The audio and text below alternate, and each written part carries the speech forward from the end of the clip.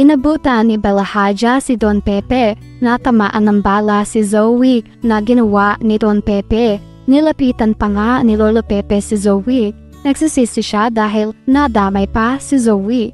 Sabi ni Bella Hadja, "Ayan, tingnan ko kung makawala ka pa dyan. Doktora, bantayan mo to ha." Ang itsura ni Zoe nasaktan sa sugat niya. Sabi ni Don Pepe, "Pwede ba dalhin niyo si Zoe sa ospital? Naghihirap siya oh." Sumagot si Bella Hadja, "Kanin ka ba? Siyempre hindi pwede. Tsaka kayang-kaya ni doktora yan. Hindi ba, Dok? Tingnan mo." Lumapit si Bella Hadja kay Zoe at hinawakan ang brasong may tama.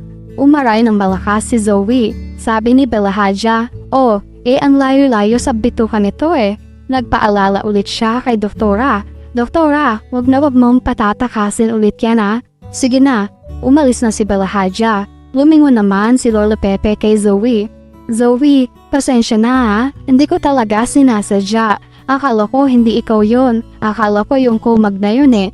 Zoe, alam ko nagkasakitan tayo noon. Pero hindi ko ginusto na mapahamak ka na tulad nito.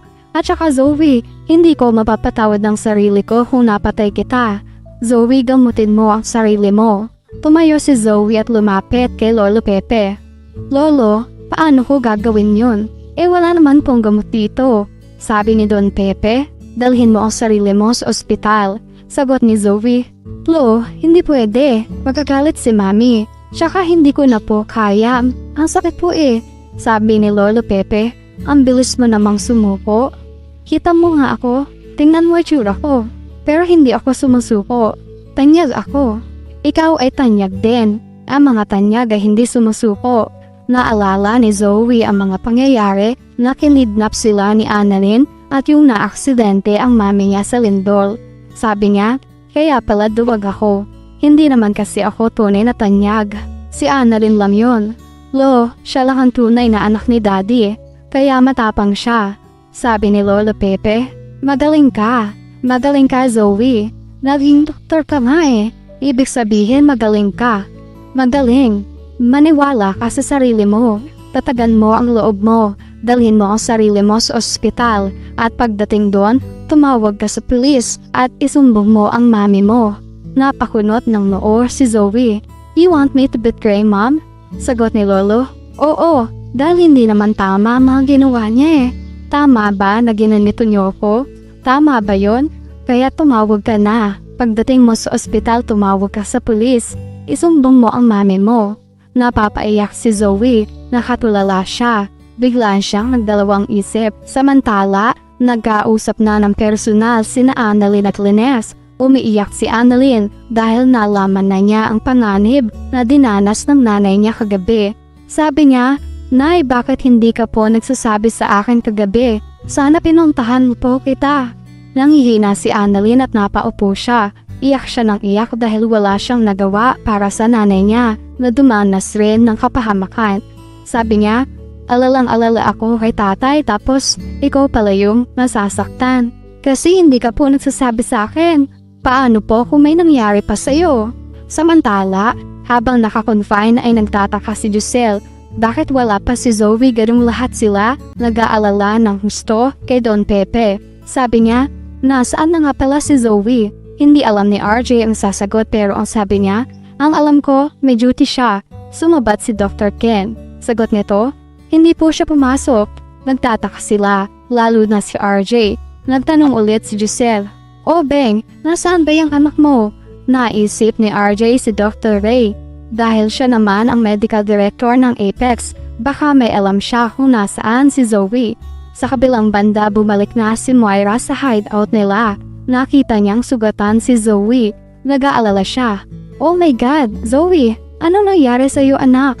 Si Bella Hadja ang nagsabi. Nagakmang tumakas si tanda eh. Ayan, nabaril tuloy si Doktora. Galit na galit si Moira. Sabi niya, "Walang hiya talaga yung matandang yan. Papat ko yan ka talaga." Hinabol ni Zoe si Moira. "Mami, pwede ba? Huwag mo sasaktan si Lolo. Kasalanan mo naman to eh. Lahat ng ito. Ito ang consequence ng kasamaan natin sa kanya. Deserve ko to. Ako ang magsasakripisyo sa kasamaan mo." Nakakunot ang noo ni Moira. "Zoe, wag mo nang pagtanggol yung lolo mo. Hindi ka importante sa kanya. Hindi ka niya apo. Si Annalyn lang ang apo niya at siya lang ang mahalaga para sa lolo mo. Huwag kang ang tanga dyan. Nasasaktan ka na nga eh. Sa kabilang banda nag-aalala si Dr. Ray kay Zoe. Kausap niya si RJ. Sabi niya, nag-aalala lang ako kay Zoe. Alam naman natin na may mental health issues siya na pinagdaraanan, di ba? I'm sure nakakadagdag pa sa kanya tong pangyayari sa pamilya niyo ngayon. Ang kailangan ni Zoe ngayon ay yung taong hindi makakadagdag sa stress sa kanya. Samantala, sobra namang nasasaktan si Zoe sa sugat niya. Marami na rin dugo ang naubos sa kanya. Kailangan na niya magamot. Pero hindi siya pwedeng magpagamot sa ospital. Sikreto lang ito. Naisip niya agad si Dr. Carlos dahil siya lang naman ang dumadamay sa kanya at naiintindihan siya. Dahil doktor nga si Carlos, tatawag siya kay Carlos. Samantala, naiwan ni Carlos ang cellphone sa side table. Nagre-ring ito, si Lynette lang ang nasa kwarto.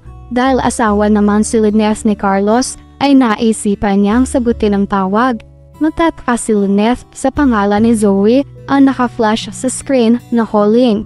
Nagtataka man siya ay sinagot niya ito, pero hindi pa muna siya nagsasalita. Nagsalita agad si Zoe sa inaakala niyang si Carlos ang may hawak ng telepono. Hello! Hello, I need your help! I need your help, Dad! Takang-taka si Lynette. Nakikinig lang siya. Kahit nagtataka, tinandaan na niya ang pagkakataong ito para mag-obserba sa kanila ni Carlos. Noon pa naman ay may kutob na siya na may connection sina Carlos at Zoe, pero hindi niya lang mahuli. Pero ngayon, mag-uumpisa na siyang magduda at magsa-self-investigate para malaman ang katotohanan kung ano ang kumukonekta sa dalawa. Maya-maya ay darating si Carlos. Sabi niya, "O Lynette, bakit hawak mo ang telepono ko?" Galit si Carlos. Matatakot naman si Lynette. Ang sabi ni Lynette, wala. Sasagutin ko sana ang tawag pero biglang nawala. Sige, labas na muna ako." Bago umalis si Lynette ay ang lakas ng kutob niya. Sinabi niya sa sarili niya na mag-oobserba siya at makikiramdam. At yan ang mga pakakaabangan natin sa abot kamay na pangarap.